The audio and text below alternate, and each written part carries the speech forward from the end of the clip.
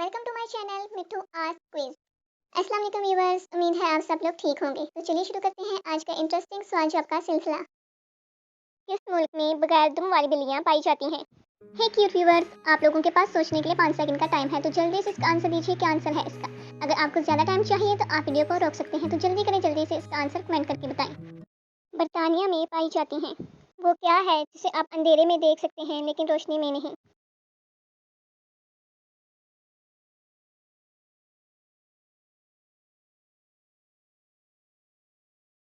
Darkness को हम अंधेरे में देख सकते हैं, रोशनी में नहीं। कौन सा जानवर कभी भी पानी नहीं पीता और 40 दिन बाद एक कतरा पेशाब करता है?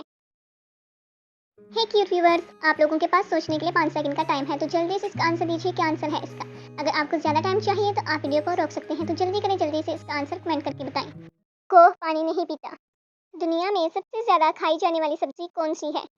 हे क्यूट व्यूअर्स, आप लोगों के पास सोचने के लिए 5 सेकंड का टाइम है, तो जल्दी से इसका आंसर दीजिए। क्या आंसर है इसका?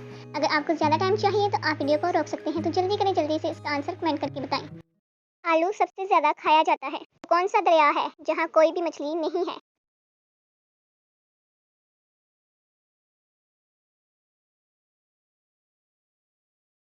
रायवा वफागिरी में।